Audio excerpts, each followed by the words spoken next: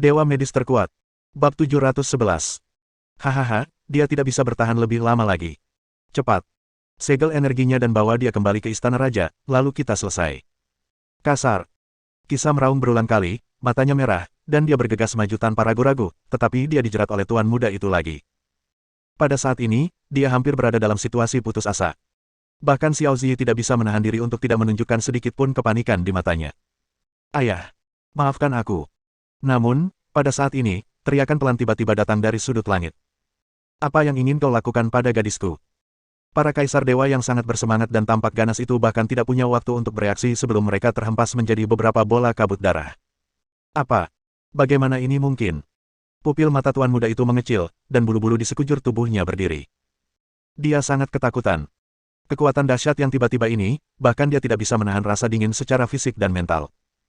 Kekuatan itu jelas bukan sesuatu yang bisa dia tolak dengan mudah. Oh tidak, ada guru besar. Sambil berteriak kaget, tuan muda itu tidak berani berkata apa-apa lagi dan berbalik serta berlari. Sayangnya, bagaimana mungkin Xiao Chen bisa melepaskannya begitu saja? Dia hanya berbalik, dan dengan kaki belakangnya, energi yang kuat datang dan menyapu dadanya. Satu gerakan. Atau lebih tepatnya, Xiao Chen bahkan tidak menggunakan satu gerakan pun. Dia hanya menggunakan serangan tekanan, dan lawannya sama sekali tidak mampu menahannya. Tubuh di bawah dada berubah menjadi bubuk di tempat. Bubuk. Pada tingkat Master Minor, dia bahkan tidak memiliki kualifikasi dan hak untuk melawan. Di depan Xiao Chen, dia seperti anjing. Tidak, lebih tepatnya, dia bahkan tidak sebaik anjing, dia hanya seekor semut kecil. Plop. Dia jatuh terduduk, tertekan oleh tekanan Xiao Chen dan bahkan tidak bisa mengangkat kepalanya. Ketakutan semacam ini jauh di luar pemahaman orang biasa. Siapakah Xiao Chen?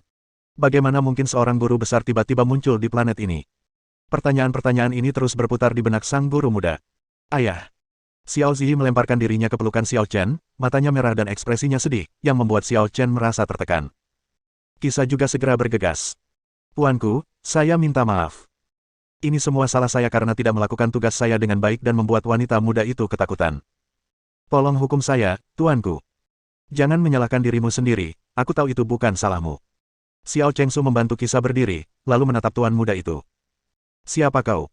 Beraninya kau menyerangku? Tahukah kau bahwa ayahku adalah penguasa Daochang? Dia adalah penguasa planet ini. Xiao Chen berkata dengan acuh tak acuh. Aku tidak ingin tahu, dan aku tidak perlu tahu. Aku hanya perlu tahu bahwa kamu ingin memanfaatkan putriku, dan kamu bahkan membiarkan anak buahmu memukulinya. Tuan muda itu menggertakkan giginya. Kau tidak bisa membunuhku. Jika kau berani membunuhku, ayahku tidak akan membiarkanmu pergi. Dia pasti akan membunuhmu. Jangan khawatir, aku tidak akan membunuhmu. Xiao Chen mendengus pelan, tatapannya acuh tak acuh, tetapi penuh dengan niat membunuh. Itu cukup bagus, kamu punya sedikit. Tuan muda tertua hanya ingin memuji Xiao Chen, tetapi saat berikutnya, kata-katanya dipotong oleh Xiao Chen. Besok adalah hari ulang tahun bibimu. Aku akan pergi ke rumah bangsawan ayahmu dan menghancurkannya. Apa? Pupil mata tuan muda itu mengecil, dan dalam sekejap, dia tercengang. Xiao Chen benar-benar ingin menyerang ayahnya sendiri. Ya Tuhan, apakah dia gila? Namun, dia tidak bisa lagi memikirkannya, karena Kisah telah menyegelnya. Bahkan jika seorang pria kuat di alam penguasa kecil hanya memiliki kepala dan setengah tubuhnya yang tersisa, itu akan cukup baginya untuk bertahan hidup untuk beberapa waktu. Namun, sebenarnya, Xiao Chen hanya membutuhkannya untuk hidup sampai besok. Besok, dia akan menjadi hadiah Xiao Chen. Matahari dan bulan mengalir, bintang-bintang bergerak. Suatu malam, semuanya hilang dalam sekejap. Hari berikutnya akan segera tiba. Pagi-pagi sekali, istana tuan sudah dihiasi dengan suasana yang meriah. Meskipun yang merayakan ulang tahun hari ini hanyalah selir ke-13 Tuan Daochang, tidak ada seorang pun di seluruh istana tuan yang berani ceroboh. Lagi pula, semua orang tahu bahwa Daochang adalah penguasa dan memperlakukan setiap selir secara setara dan sangat perhatian. Dan dengan bantuan hal semacam ini, istana kerajaan bisa kembali jaya. Siapa yang tidak mau melakukan hal itu? Tak lama kemudian, dewa penjaga gerbang mulai berteriak keras satu demi satu. Rumah Lord Lin Qixing akan memberikan 100 juta kristal roh kelas atas. Saya berharap Bibi 13 tetap muda selamanya, dan semoga dia dan Lord Daochang dapat hidup rukun dan bahagia selamanya. Tuan kecil bintang cerah, aku mengirimkanmu Ling Xixinghai berusia 500.000 tahun. Aku mendoakanmu, Bibi 13, tahun demi tahun yang bahagia dan sejahtera. Saya mengirimkan sepotong Star Spirit Jade kepada penguasa Battle Star Mansion. Saya mendoakan agar selir ke-13 dan penguasa Daochang selalu saling mencintai dan semoga mereka segera memiliki seorang putra. Teriakan keras satu demi satu membuat Dao Chang Lord's Mansion merasa terhormat. Meskipun hari ini hanya hari ulang tahun salah satu selir Lord Dao Chang, tidak ada yang berani menganggapnya enteng. Tetapi jelas bahwa tidak seorang pun berani meremehkan banyaknya galaksi di sekitar mereka. Banyak guru kecil datang ke sini secara langsung. Meskipun banyak master kuat di alam penguasa agung tidak datang, mereka juga mengirim bawahan mereka untuk membawa hadiah. Dapat dikatakan bahwa masalah ini ditanggapi dengan sangat serius. Di dalam rumah besar, Tuan Dao Chang yang berpakaian seperti dewa ulang tahun dan melengkapi selir ke-13, wajahnya tampak kemerahan. Dia memiliki semua yang diinginkan pria, kekuasaan, wewenang, uang, wanita, dan reputasi. Bahkan jika itu adalah hari ulang tahun selirnya, akan ada banyak orang yang datang untuk memberinya hadiah. Siapakah yang dapat dibandingkan dengan kehormatan ini? Dapat dikatakan dia tidak memiliki penyesalan dalam hidupnya. Paman Dao Chang, selamat. Keponakan Yulong, apakah ayahmu baik-baik saja? Ayahku baik-baik saja, tetapi dia sedang menyendiri dan tidak bisa datang, jadi dia mengirimku ke sini untuk merayakan ulang tahun selir ke-13. Bagus, bagus. Kakak Chengshan akan membuat terobosan lagi. Selamat. Keponakan Yulong, cepat masuk. Kau akan duduk di sebelahku di jamuan makan nanti. Aku ingin minum-minum denganmu. Terima kasih banyak, Paman Dao Chang. Para tamu datang satu demi satu, dan Tuan Dao Chang menyambut mereka satu persatu. Setelah beberapa saat, dia bertanya kepada orang-orang di sekitarnya dengan tidak sabar. Di mana Tuan Muda tertua? Mengapa dia tidak keluar untuk menyambut para tamu? Melapor kepada Tuan Muda tertua pergi kemarin. Katanya dia akan mencari hadiah ulang tahun untuk selir ke-13, tapi dia belum kembali. Aku ingin tahu kemana dia pergi. Huff. Bajingan ini pasti pergi mencari masalah lagi.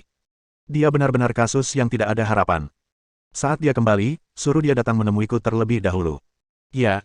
Setelah mengatakan itu, Tuan Dao Chang berjalan ke aula utama dan berbicara dengan para tamu. Pada saat ini, tiga sosok aneh perlahan-lahan berjalan ke gerbang istana Tuan. Bab 712. Berhenti, siapa kalian bertiga? Dewa yang bertugas menjaga pintu segera berdiri di depan Xiao Chen dan dua orang lainnya. Sebelum Xiao Chen membuka mulutnya, Kisah berdiri di depan dan berkata, kami di sini untuk merayakan ulang tahun selir ke-13-mu. Selamat ulang tahun. Pihak lainnya sedikit mengernyit. Apakah kamu kenal dengan Tuan Dao Chang kita? Mengapa aku belum pernah melihatnya sebelumnya? Aku belum pernah melihatmu sebelumnya, tetapi setelah hari ini, aku akan mengenalimu. Oh. Dewa penjaga gerbang mengucapkan, oh, yang panjang. Menurut pendapatnya, Xiao Chen dan yang lainnya ingin mendekati Tuan Dao Chang.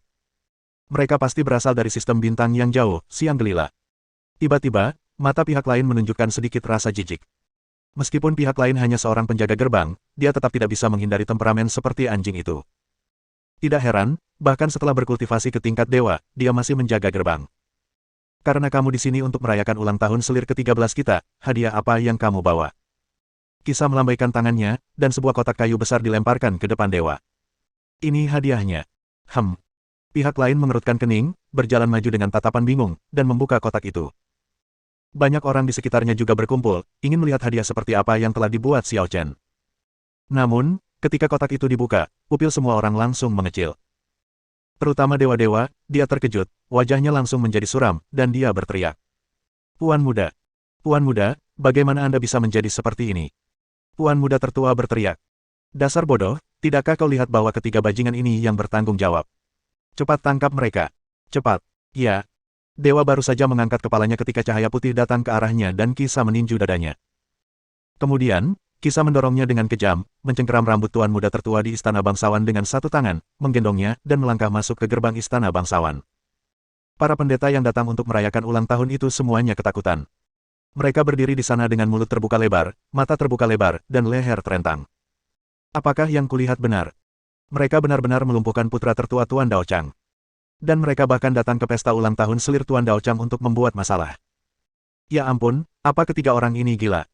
Apa mereka tidak tahu apa akibatnya? Gila banget. Ketiga orang ini sudah melakukan kejahatan keji, tapi berani datang ke istana raja dan bertindak begitu arogan. Kali ini, Raja Dao Chang pasti akan memotong mereka bertiga menjadi beberapa bagian. Ayo masuk dan lihat.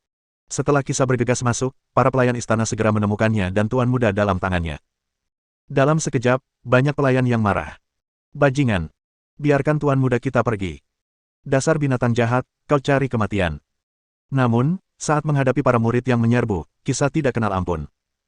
Dia mengayunkan pedangnya dan memotong ratusan sosok menjadi dua di tempat. Darah berwarna merah terang dan emas mengotori tanah, bergantian antara merah dan emas, yang tampak sangat aneh. Kisah menginjak mayat-mayat orang dan berjalan ke gerbang. Gelombang murid bergegas maju. Tapi, siapa lawan yang dihadapi Kisah? Mayat-mayat di Lord's Mansion menumpuk seperti gelombang, dan ledakan pertempuran segera menyebar ke aula, menarik perhatian banyak orang. Apa yang terjadi di luar? Kenapa berisik sekali? Apakah ada yang memulai perkelahian? Beraninya mereka memberi muka pada Lord Dao Chang. Beraninya mereka membuat masalah di kediaman Lord Dao Chang. Bukankah mereka terlalu tidak tahu terima kasih? Tuan Dao Chang juga berdiri perlahan. Meskipun dia tampak sedikit tidak senang, dia membungkuk sedikit kepada semua orang. Maaf. Aku tidak tahu apa yang terjadi di luar. Aku akan memeriksanya. Silakan duduk sebentar. Semua orang juga angkat bicara. Tidak masalah. Tuan punya sesuatu yang harus dilakukan terlebih dahulu. Terima kasih banyak. Setelah berkata demikian, dia benar-benar hendak bangkit dan berjalan menuju halaman, tetapi sesaat kemudian, tiba-tiba, sebuah bayangan hitam terbang mundur. Dengan suara keras, meja itu terguling dan semua orang terkejut. Apa yang sedang terjadi? Siapa yang membuat keributan seperti itu? Wajah Dewa Dao Chang sangat muram, bahkan tampak seperti air ingin menetes keluar. Tetapi, pada saat ini, tiba-tiba, sosok Kisah berjalan ke aula. Dia langsung melemparkan putra tertua Dao Chang ke tengah aula. Pupil mata Dao Chang Lord langsung mengecil, dan dia melihat pemandangan di depannya dengan kaget. Anakku, bagaimana kamu bisa menjadi seperti ini? Dia tidak dapat menahan diri untuk tidak berseru, dan tuan muda itu berkata dengan sedikit air mata. Ayah, bajingan-bajingan itu telah menghancurkan tubuhku, melumpuhkanku, dan membunuh anak buahku. Ayah harus membalaskan dendamku. Dewa Dao Chang meraung ke arah Kisah, dan tekanan pun meledak. Binatang jahat. Siapa yang memberimu keberanian untuk melakukan ini? Pada saat ini, tekanan dari Tuan Besar meledak sepenuhnya, dan kekuatannya membuat semua orang di aula gemetar di tempat. Tekanan yang begitu kuat. Alam Tuan Besar memang luar biasa. Terlalu menakutkan. Kekuatan ini benar-benar kuat. Orang yang datang ke sini untuk membuat masalah ini benar-benar mencari kematian. Namun, saat tekanan lawan hendak mencapai Kisah, tekanan yang lebih kuat tiba-tiba melesat keluar dari belakang Kisah. Aku memberinya nyali. Momentum ini bertabrakan dengan momentum penguasa Dao Chang. Kedua momentum itu bertabrakan dan meledak tepat di tempat. Dalam sekejap, semua orang di antara hadirin terkejut luar biasa. Bahkan tulang-tulang mereka gemetar, dan mereka hampir jatuh berlutut. Sungguh tekanan yang kuat. Orang ini tidak lebih lemah dari Tuan Dao Chang, dia juga seorang tuan yang agung. Ya ampun, bagaimana ini bisa terjadi? Bahkan jika pihak lain adalah seorang master, tidak perlu melakukan hal seperti itu, kan? Jika dua master hebat saling bertarung, itu hanya akan menyebabkan kerugian dan tidak akan membawa manfaat apapun. Lord Dao Chang adalah yang paling terkejut. Dia jelas tidak menyangka bahwa pihak lain juga memiliki orang setingkat Lord Agung. Pantas saja kau berani memprovokasi aku. Saat Xiao Chen dan Xiao Zi perlahan berjalan memasuki aula, wajah Lord Dao Chang menjadi waspada lagi. Siapa kamu? Dari mana asalmu? Aku tidak pernah bertemu denganmu, jadi aku seharusnya tidak memprovokasimu, kan? Mengapa kamu menentangku? Kamu memukuli anakku sampai lumpuh. Dan kamu bahkan datang ke pesta ulang tahun selirku untuk membuat masalah. Xiao Chen berkata dengan acuh tak acuh.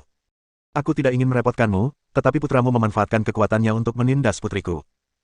Dan aku tidak tahan orang lain menindas putriku yang berharga. Jadi, karena aku tidak senang padamu, aku di sini untuk membunuh seluruh keluargamu. Bersambung.